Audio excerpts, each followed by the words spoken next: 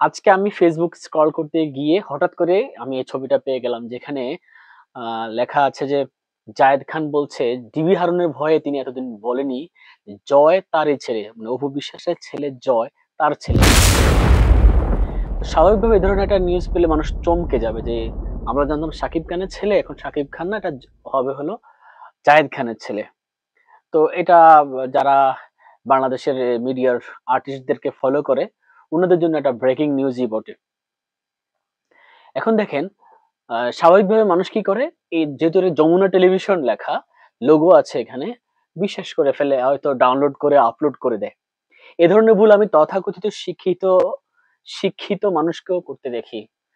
এবং high school লেভেলের শিক্ষক, কলেজ পর্যায়ের শিক্ষক যারা আছে, যাদের যাদের দিকে মানুষ তাকিয়ে থাকে, একটু কম শিক্ষিত মানুষগুলো এদের কথাকে বেশি বিশ্বাস করে যে স্যার বলেছে, স্যার লিখেছে, তাহলে এটা মনে হয় সত্যি হবে। উনারা পর্যন্ত এই ধরনের গুজবগুলো প্রচার করে কোন ধরনের যাচাই বাছাই ছাড়াই। অথচ জায়েদ খান এই ধরনের একটা কথা কি বলতে পারে? কারণ আরেকজনের স্ত্রীর গর্ভে তার সন্তান, এই কথাটা একটা সুস্থ মস্তিষ্কের মানুষ কি কখনো প্রকাশ করবে? এটা অস্বাভাবিক বিষয়। আচ্ছা, তাহলে কি করতে হবে? একটু সন্দেহজনক বিষয় হলে এটাকে যাচাই করতে হবে। সন্দেহজনক বিষয় না হলেও ব্রেকিং যে নিউজ গুলো সেগুলো আমরা একটু যাচাই করে নিব আরকি। যে কতটুকু সত্য কতটুকু মিথ্যা। তা আমি যেহেতু যমুনা টেলিভিশনের স্টিকার লাগানো আছে তাদের পেজ আমি সার্চ দিতে গেলাম। অনেকগুলো ভুয়া পেজ পাওয়া যাচ্ছে। এগুলো দেখা যাচ্ছে যে খুব বেশি আপডেট না। নিউজগুলো আম অনেক আগে। যেহেতু এটা একটা রানিং একটা টেলিভিশন চ্যানেল, স্বাভাবিকভাবেই প্রতি ঘন্টায় বা ৩০ মিনিট বা ২০ মিনিট পরপরই কোনো একটা নিউজ থাকবে।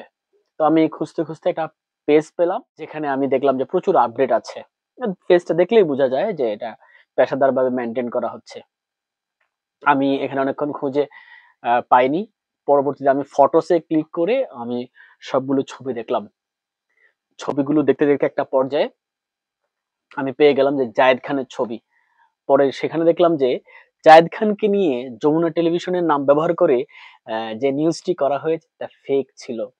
উনারা নিজেরাই এটা যে গুজব বা এটা ভুয়া তা কিন্তু প্রকাশ করে দিয়েছে।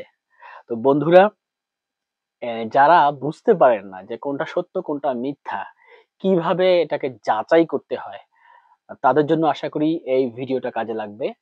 আপনি যেকোনো ধরনের একটা বড় ধরনের খবর যেটা বড় পত্রিকাগুলো, টেলিভিশনগুলো অবশ্যই নিউজ করবে। আপনি সেই পত্রিকায় আর যে পোর্টাল সেখানে চলে যাবেন, তাদের পেজে চলে যাবেন। ঠিক আছে? তাদের ভেরিফাইড পেজ থাকে অনেক সময়, সেগুলোতে আপনি চলে যাবেন। আপনি প্রথম আলো, যুগান্তর বা কালের কণ্ঠ এরকম নামকরা পত্রিকার যে পোর্টাল আছে সেগুলো আপনি গুগলে সার্চ করে আপনি সেগুলো ওপেন করে আপনি একটু পড়লে আপনি অবশ্যই ১০, ১৫, ২০ টা খবরের মধ্যেই যে এই মুহূর্তের চাঞ্চল্যকর যে খবরটা সেটা কিন্তু আপনি পাবেন। মানে ফেসবুকে আগে চলে আসে, পত্রিকায় পরে আসে, ব্যাপারটা কিন্তু আসলে এমন হয় না বেশিরভাগ ক্ষেত্রে। খুব রেয়ার। ফেসবুক থেকে পোর্টাল হয়তো সামান্য পরে হয়তো কখনো হতে পারে। কিন্তু বেশিরভাগ সময় যে এ ধরনের বড় খবরগুলো কিন্তু পোর্টালরা দিয়ে দেয়। টেলিভিশনে পরে আসুক, পত্রিকায় পরে ছাপাক, কিন্তু নিউজ পোর্টালে কিন্তু চলে আসবে। হ্যাঁ? ওদের পত্রিকার ওয়েবসাইটে, টিভির ওয়েবসাইটে অথবা ওদের পেজে কিন্তু চলে আসবে ব্রেকিং নিউজ গুলো। তো আমরা এই ধরনের, যদিও ওরাও অনেক সময় অনেক হলুদ সাংবাদিকতা করে, কিন্তু আমরা কি করব? মানে শেষ পর্যন্ত আমরা মিডিয়ার এই নিউজ গুলোর উপরে তো নির্ভর করতে হবে। কোথাকার কে Facebook এ একটা আ স্টিকার বানিয়ে ছেড়ে দিল, সেটাকে তো আর আমরা বিশ্বাস করে তার মতো করে দৌড়ালে হবে না আমাদের, তাই না? আমাদের শেষ তথ্যের জন্য শেষ ভরসা তো আমাদেরকে এই মিডিয়ার কাছেই যেতে হবে। মিডিয়ার আশ্রয় নিতে হবে, নাকি? অবশ্যই আমরা অথেন্টিক মিডিয়ার নিউজ গুলোকেই বিশ্বাস করার চেষ্টা করব। Facebook এ কোনো একটা জিনিস পেলেই সেটাকে বিশ্বাস করব না এবং ছড়িয়ে দিব না। আশা করি আমার এই ভিডিওটি কারো কাজে লাগতে পারে। যদি কাজে লাগে তাহলে তো ভালোই। সকলকে ধন্যবাদ। ভালো থাকবেন।